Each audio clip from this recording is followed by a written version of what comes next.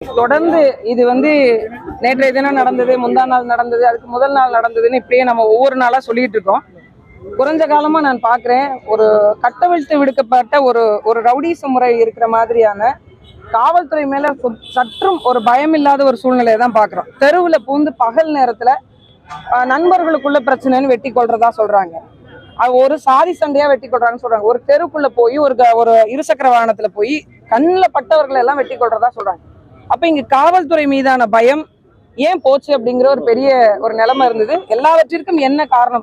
நீங்க பெண்கள் மீதான பாலியல் கொடுமையா இருக்கட்டும், பெண்கள் மீதான சித்திரவதைகளா இருக்கட்டும், இல்ல இங்க நடக்கக்கூடிய கொலைகளா இருக்கட்டும், கொள்ளையா இருக்கட்டும், எது நடந்தாலும் அவங்கள நீங்க கூட்டு வச்சு காவல்துறை விசாரிக்கும் போது பாத்தீங்கன்னா அவங்க கஞ்சா போதையில இருந்தாங்க அப்படின்ற ஒரு பொதுவான ஒரு விஷயத்த முன்வைக்கிறாங்க. தமிழ்நாட்டுல இந்த அளவுக்கு கஞ்சா உழவ வேண்டிய அவசியம் என்ன? ஒரு பள்ளிக்கூட மாணவனோட பையில போய் கஞ்சா பொட்டலம் இருக்கான்னு பரிசோதிக்கணும்ன்ற ஒரு நிலைமைக்கு நாம் தள்ளப்பட்டிருக்கோம்னா இது எவ்வளவு ஒரு கொடிய சூழ்நிலையை நோக்கி போயிட்டு இருக்கு அப்படின்றத மக்கள் புரிந்து கொள்ளணும். ஒரு காலத்துல ஒரு நேரத்துல எல்லாம் பாத்தீங்கன்னா காவல்துறை மீது ஒரு பயம் இருந்தது. இன்னைக்கு காவல்துறை கைது பண்ணா காவல்துறை அடிக்கிறாங்க. பெண் காவலர்களுக்கு பாதுகாப்பு இல்லை. இந்த சாமானிய பெண்களா இருக்கிற எங்களுக்கு பாதுகாப்பு கொடுக்கறதே பெண் காவலர் நினைக்கிறோம். அந்த பெண் காவலர்களுக்கே பாதுகாப்பு இல்லை அப்படிங்கிற ஒரு மோசமான சூழ்நிலையை நோக்கி நகர்ந்து கொண்டே இருக்கு. ஒவ்வொரு ஆண்டுக்கும் கிட்டத்தட்ட 1 லட்சத்துக்கும் மேற்பட்ட வழக்குகள் கூடுதலா இருக்கு. கடந்த ஆண்டுக்கும் இந்த ஆண்டுக்குமே 70,000த்துக்கும் மேற்பட்ட வழக்குகள் கூடுதலாக பதிவு செய்யப்பட்டிருக்கு. இது பதிவு செய்யறதுனே இவ்வளவு இருக்கு அப்படின்னா கிராமத்துல பஞ்சாயத்துல பைசல் பண்றது, வெக்கத்துக்கு மானத்துக்கு பயந்துகிட்டு வெளியில சொல்லாம இருக்கிறதுன்னு பல்வேறு நடவடிக்கைகள் போய்கொண்டே இருக்கு. இது அரசு இரும்பு கரம் கொண்டு அடக்கி இருக்கணும். இந்த சட்டத்தை கடுமையானதாக மாத்தி இருக்கணும். இதுல பெண் மீது கை வைத்தாலோ அல்லது இந்த மாதிரி சமூக சீர்கேடுகள் நடந்தாலோ இந்த கஞ்சா பரவல், போதை பரவலை தடுப்பதற்காக இளைஞர்களுக்கு இந்த போதை வெறி எங்கிருந்து வருது அப்படிங்கிற கேள்வி நமக்கு எழும்புது. எங்க நீங்க தொட்டாலும் சரி. ஏன் நாகப்பட்டினத்துல நீங்க யோசிச்சு பாருங்க, ஒரு 4-5 ஆண்டுகளுக்கு முன்பு இந்த சூழ்நிலை இருந்துச்சா? எங்கேயாவது ஒரு மூலையில ஏதாவது ஒரு சம்பவம் நடந்ததா கேள்விப்பட்டிருக்கோம். ஆனா இன்னைக்கு ஒரு குறிப்பிட்ட இடங்களே சொல்றாங்க இங்க போனா கிடைக்கும் அப்படின்னு. ஒரு கல்லூரி மாணவன் ஒரு பையன் சொல்றான் அப்படின்னா இப்ப எந்த அளவுக்கு மலிந்து கிடக்குது அப்படிங்கிறத நம்ம பார்க்கணும். அது வன்மையான கண்டனத்துக்குரியது. இது ஆண்ட நிர்வாகம் இது கண்டிப்பாக ஒரு போர்க்கால அடிப்படையில மிகச்சிறந்த கவனத்துக்கு எடுத்து தன்னுடைய தனிப்பட்ட பார்வையை எடுத்து முதலமைச்சர் அவர்கள் செய்திருக்கணும். அது செய்ய தவறியதுனாலதான் இது போன்ற கொலைகள், பெண்களுக்கு எதிரான குற்றங்கள் நடந்து கொண்டே இருக்கு. தேர்தல் நேரத்துல அதிமுகவில் இறங்கிருக்கீங்க. நீங்க போட்டியிடுறது இந்த வாய்ப்பு இருக்கா? நாகப்பட்டினத்துல போட்டியிடுவீங்களா? இல்ல, அது நம்ம முடிவு செய்ய முடியாதுங்க. அது தலைமை தான் முடிவு செய்யும். நான் தேர்தலில் போட்டியிடுகிறேன்னா அது எந்த தொகுதி எல்லாவற்றையும் தலைமை முடிவு செய்யும். தேர்தலை மட்டும் கருத்தில் கொண்டு இணையல. எனக்கு கொஞ்ச நாளா உடம்பு சரியில்லை. அதை நான் சரி பண்ணி கொண்டு அரசியலுக்கு வரணும்னு நினைச்சேன். இன்னொன்னு, கடலோர மக்களுக்கான ஒரு அரசியல் வாய்ப்பை, உறுதியை, அங்கீகாரத்தை பதிவு செய்யக்கூடிய அவர்கள் பிரச்சனையை பேசுகின்ற தளத்தை நான் இருந்தேன். அதோடு மீண்டும் பரவலாக்கப்பட்டு சமவெளி மக்கள் இருக்கக்கூடிய விவசாய பெருங்குடி மக்கள், உரிமை மறுக்கப்பட்ட மக்களுடைய உரிமைகளையும் பேசுகின்ற ஒரு தளமாக நான் அண்ணா திராவிட முன்னேற்ற கழகத்தை பார்த்தேன். அதனால நான் இதுல காலியமான பேச்சு தான். நாம் தமிழ் இருக்கிறது திராவிட கட்சிகளை கடுமையா விமர்சனம் பண்ணிருக்கீங்க. குறிப்பா இலவசங்களை எடுத்து நிறைய பேசியிருக்கீங்க. திமுக, அதிமுக, தாவேக எல்லாருமே இலவச திட்டங்களை தான் அறிவிக்கிறாங்க. நீங்க அந்த கட்சியில ஐக்கியமாக்கிருக்கீங்க. இந்த களம் எப்படி இருக்கு? இதை எப்படி பாருங்க. இல்ல, இப்ப இலவச திட்டங்கள் அப்படிங்கிறது எதை பொறுத்தது அப்படின்னு ஒண்ணு இருக்கு. இப்போ நான் முன்னாடி இருந்த கட்சியிலே கல்வி இலவசம், மருத்துவம் இலவசம், தூய குடிநீர் இலவசம் எங்க பரப்புரையை நானே செஞ்சிருக்கிறேன். இதெல்லாம் அத்தியாவசிய தேவைகள். இந்த அடிப்படைகளை பூர்த்தி செய்யணும் அப்படிங்கறதா இப்போவும் என்னுடைய நோக்கம். அதுல இருந்து நான் மாறல. ஆனாலும் கூடுதலாக இன்னைக்கு மக்களுடைய எதிர்பார்ப்பு என்னவா இருக்கு அப்படின்னு உங்களுக்கே நல்லா தெரியும். இன்னைக்கு இருக்கக்கூடிய பிரச்சனையை தீர்வு கண்டா போதுங்கிற மனநிலைக்கு மக்கள் மாற தொடங்கிட்டாங்க. இந்த கடுமையான விலைவாசி ஏற்றத்தினாலையும் வாழ முடியாத சூழ்நிலைக்கு அவங்களுடைய பொருளாதார நெருக்கடிகள் நகர்ந்து கொண்டே இருக்கிறதுனால நாங்களும் இப்ப என்ன சொல்ல வரோம், வரக்கூடிய ஆட்சி நிர்வாகத்தில் அண்ணா திராவிட முன்னேற்ற கழகம் என்ன அறிவிக்க போகுதுன்றதை நீங்க பாருங்க. அவங்களுக்கான வேலை வாய்ப்பு உறுதி செய்கின்ற திட்டங்கள், விவசாயத்தை பெருக்குகின்ற திட்டங்கள், தரிசு நிலங்களை மேம்படுத்துகின்ற திட்டங்கள், பெண்களுக்கான வேலை வாய்ப்பை உள்ளூர் அளவுல நிலம் வளம் சார்ந்து உருவாக்கக்கூடிய திட்டங்கள், பல்வேறு திட்டங்களை முன்னெடுத்திருக்கு. இது மரியாதைக்குரிய அம்மா அவர்கள் கொண்டு வந்த இந்த மகளிர் சுய உதவி குழுக்களை மீண்டும் மீட்டுருவாக்கம் செய்து அந்த பெண்களுக்கான ஒரு பொருளாதார வாய்ப்பை செய்வதற்கான அனைத்து ஏற்பாடுகளையும் அவங்க வைத்துக் கொண்டிருக்கிறாங்க. இந்த தேர்தல் அறிக்கையில அது தெளிவாக வெளிப்படும். அதிமுகவும் திராவிட இயக்கம் தான். திராவிட இயக்கம் கடுமையா குற்றச்சாட்டு பண்ணீங்க. திராவிடர்கள் தமிழர்கள் கிடையாதுன்னு சொல்றீங்க, பேசிட்டு இருக்கீங்க. இப்போ அதிமுகவும் திராவிட இயக்கமா ஏற்றுக்கிட்டு நீங்க செத்துருக்கீங்களா?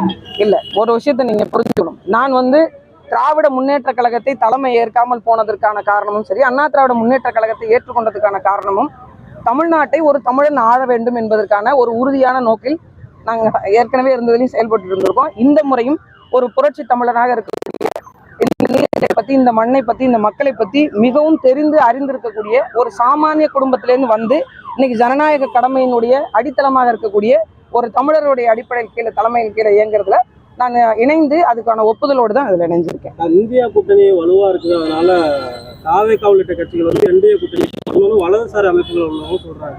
நீங்க எப்படி பாத்தீங்க? இல்ல, எந்த கூட்டணி வலுவா இருக்கு? இப்போ கூட்டணி வலுவை மட்டும் வைத்து வெற்றி தோல்வியை தீர்மானம் செய்துவிட முடியாது. சரிங்களா? நீங்க ஒரு பிரதான கட்சிகள் நாட்டை ஆண்ட கட்சிகளும் கூட்டணியில இருப்பாங்க. எதுவுமே இல்லாம ஒரு சீட்டு 2 சீட்டு வாங்கக்கூடிய சின்ன சின்ன கட்சிகளும் இருப்பாங்க. இந்த கூட்டணி பலம் மட்டுமே போதும் வெற்றி தோல்விக்கு அப்படின்னா அப்புறம் மக்கள் நலன் சார்ந்து நீங்க எதையுமே அறிவிக்க தேவையில்லையே. ஏன் திட்டங்கள்லாம் அறிவிச்சு கொண்டு வராங்க? மக்களை வந்து இது போனா சரியா இருக்கும், மக்கள் என் பார்வைக்கு திரும்பணும்னு நினைக்க வேண்டிய அவசியம் என்ன? மக்கள் தீர்மானிக்கணும், மக்கள் முடிவெடுக்கணும். கடந்த 5 ஆண்டு காலத்தில் நான் என்னென்ன தவறுகள் இந்த ஆட்சி நிர்வாகம் செஞ்சிருக்கு, என்ன சொன்னாங்க, என்ன செய்யல. இப்போ ஒண்ணும் இல்ல. திராவிட முன்னேற்ற கழகம் சென்ற ஆட்சி இதுல வந்து வரைவறிக்கையில பழங்குடியின மக்கள் பட்டியலை சேர்ப்போன்னு மீனவ மக்களை சொல்லியிருந்தாங்க. அதற்கான 1% நடவடிக்கை கூட எடுக்கல. நானே இங்க இருந்த அதற்கான ஆய்வு குறிப்புகளை பரதவர் அப்படிங்கிற ஒரு ஆய்வு கட்டுரைகளை கொண்டு போய் தமிழக அரசுகிட்டே போய் கொடுத்துட்டும் வந்தோம். அவங்க சாட்சி கேட்டாங்க, அந்த சாட்சியும் கொடுத்துட்டு வந்தோம். அப்ப அவர்கள் சொன்ன விடயத்தை எதுவுமே செய்யல அப்படிங்கிற பார்வைதான் மக்களிடத்துல இருக்கும். அப்ப மக்கள் தீர்மானிப்பாங்க. எத்தனை கூட்டணி கட்சிகள் இருந்தாலும் அந்த கூட்டணி தலைமை சொல்றதை அந்த மக்கள் கேட்பாங்க. ஏன்னா இன்னைக்கு தமிழக அரசியல்ல நிறைய சமூகம் சார்ந்த அரசியல் தலைவர்கள் உருவாகி அவங்களுக்கான நாதமாக நாங்க நிக்கிறோம்ன்றாங்க. ஆனா அடிப்படையில் இருக்கிற மக்கள் தான் பிரச்சனையை அனுபவிக்கிறாங்க. விலைவாசி ஏற்றதுனால பிரச்சனையை அனுபவிக்கிறது நாங்க தான்.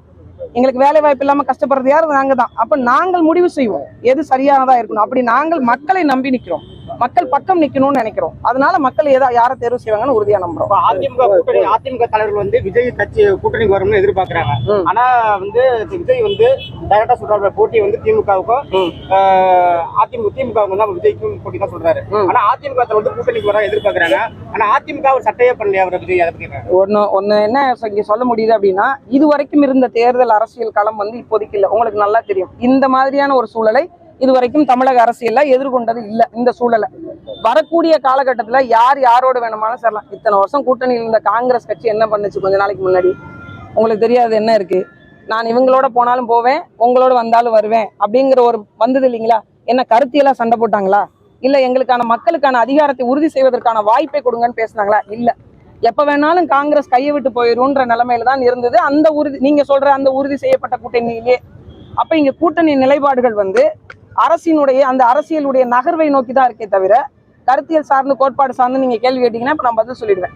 எப்போது வேணாலும் எந்த சூழ்நிலை வேணாலும் மக்கள் யாரை நேசித்து இவங்க கூட போனா வெற்றி உறுதியாகும் நம்பி யார் வேணாலும் யாரோட வேணாலும் பயணிக்கலாம். எல்லாம் கூட்டணி உறுதியான பிறகு தேர்தலை எதிர்கொண்ட சூழல் வருந்தீங்களா? அப்ப கேளுங்க, அதுக்கு நான் பதில் சொல்றேன். தாலிமா அவர்கள் வந்து மக்கள் பிரதிநிதியா பார்க்க முடியுமா? இந்த இணைவுல ஏதாவது டிமாண்ட் ஏதாவது? என்னைக்குமே நான் மக்கள் பிரதிநிதி தாங்க. நான் வந்து வெற்றி பெற்று சட்டமன்றத்துக்கு போனாலும் போகலனாலும் நிறைய பேர் நினைச்சிட்டு இருக்கிறாங்க நான் வந்து ஒரு 2019 ஒரு கட்சியில போய் போட்டியிட்டதுனால அரசியலுக்கு வந்தேன் அப்படின்னு. நான் என்னைக்கு இந்த 2004 சுனாமி வந்ததோ அன்னைய முதல் இன்னைய வரைக்கும் அரசியல் பேசிட்டு இருக்கிறேன். இந்த மக்களுக்கான களத்தில் போராடிட்டு இருக்கேன். எனக்கு ஒண்ணுதாங்க, சாமானிய மக்களும் சட்டமன்றத்துக்கு போக முடியும். சாமானிய மக்களுக்கான அரசியலை அந்த மக்களை தீர்மானித்துக் கொள்ள முடியும். பெண்கள் தங்கள் கண்ணோட்டத்தின் வாயிலாக சட்டத்தை ஏற்றுக்கொள்ள முடியும் என்கிற வாய்ப்பை உருவாக்கி வச்சுட்டு போனாலே எனக்கு போதுமானது.